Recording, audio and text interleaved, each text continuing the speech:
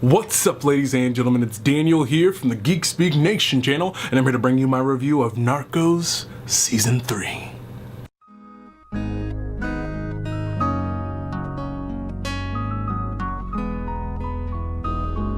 So, Narcos Season 3 was a show I was really excited for, even though I didn't know it was coming out until like 2 weeks before it premiered. I just remember watching a trailer, and then at the end of the trailer it was like, alright, it comes out in like 2 weeks. I was like, well, this is news to me. I did not know Season 3 of Narcos was coming out so quickly. And so I have finally gotten the chance to sit down and go through it for a series that I really, really enjoy. I'd say out of all of Netflix's series, and including this series as well, I would say that it's so far been its most consistent season after season, and it still delivers.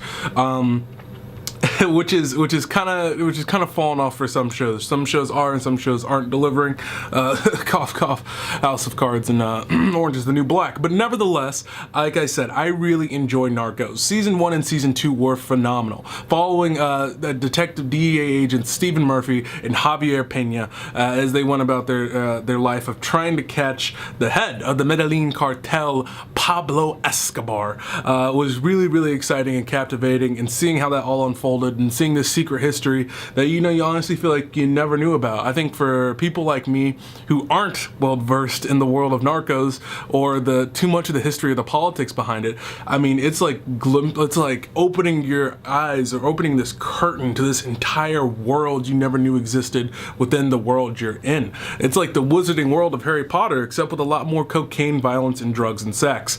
But nevertheless, I was really excited, like I said, to see Narcos Season 3.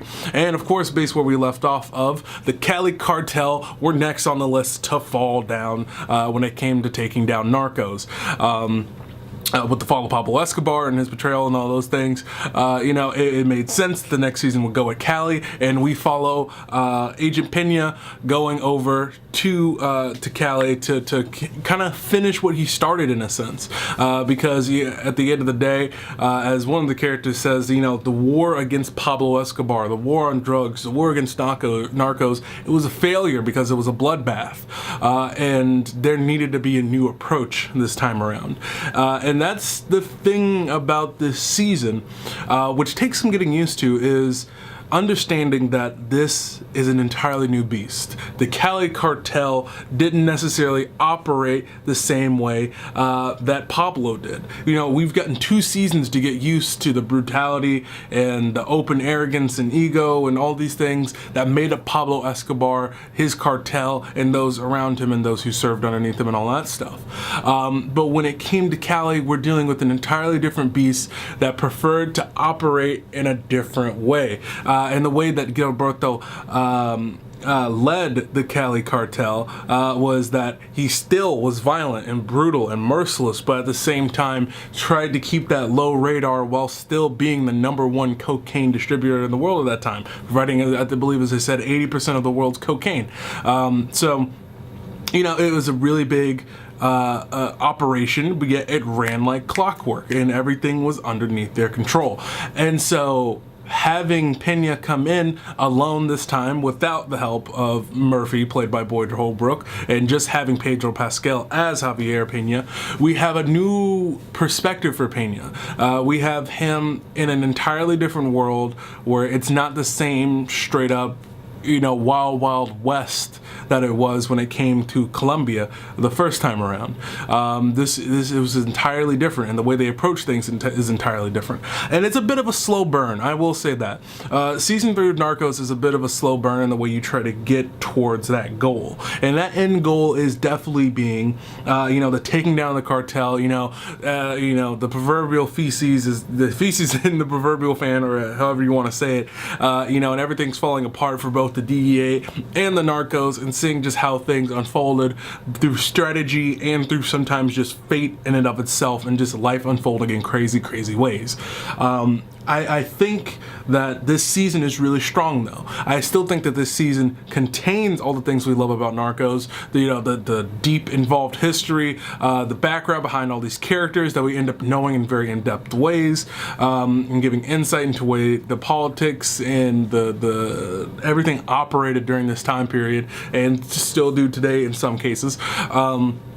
is always there, and it's always really interesting. It's just the build-up towards those classic things that we like about Narcos, is a bit of a slow burn, because like the Cali Cartel and like the situation Peña's in, and it's a good thing we have him coming back as this character, is that yeah, we are in his shoes going towards something we don't fully think we understand. We don't understand like we think we do, and so it requires a different approach, and it requires a different approach to appreciate this season almost to a certain degree. But eventually the show does pick up, and it gets towards where it needs to go, to where it's exciting and engaging again.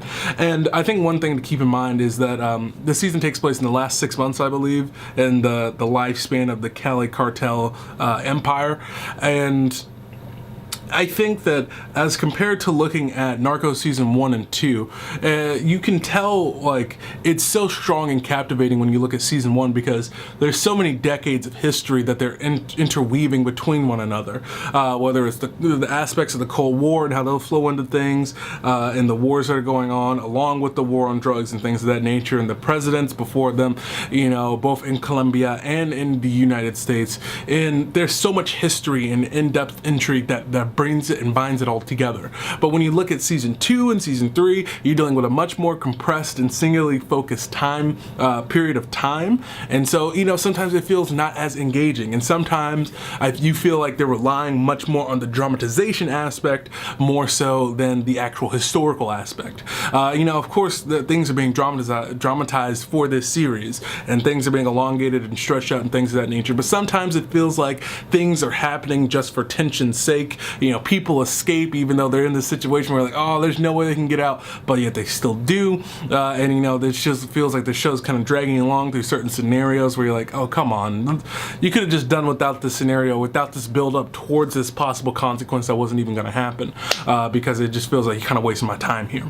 But with that being said, I still think that this season still has a strong footing, and I still think this is a darn good show, and this ending for the show really hit home for me. Something about those last few episodes were just really like firing on all cylinders, and I was locked in and I was really engaged, and I just really enjoyed the character arcs for, of course, the villains and stuff like that, but Javier Peña and what his character endured and the way it was portrayed by Pedro Pascal was really, really brilliant. I really enjoyed that performance, and also the actor who portrayed Jorge Salcido.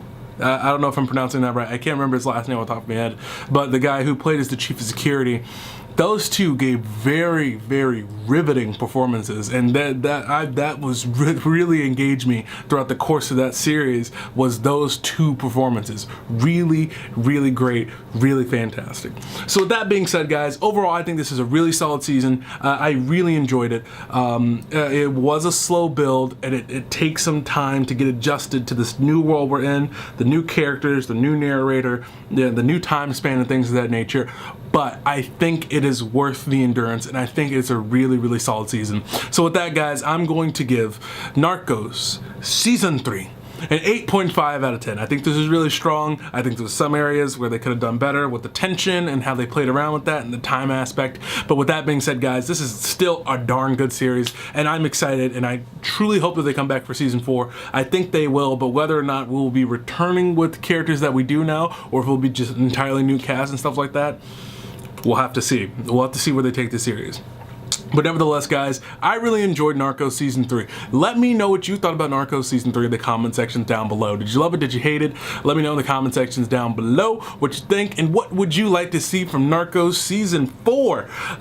It seems like we're hinting at Mexico. Maybe, maybe not, who knows? So let me know what you think about that in the comment sections down below. And also while you're down there, guys, if you like my review, don't forget to go down there and hit that like button, and if you're new here, subscribe and become a part of the Geek Nation, because remember, ladies and gentlemen, we're always here making videos as much as we possibly can for your entertainment, and also to have discussions, because that's what this channel is about. It's about having positive discussions about the things we're just nerdiest about. So with that being said, ladies and gentlemen, thank you so much for watching this video. I've been Daniel, and don't forget to get geeky.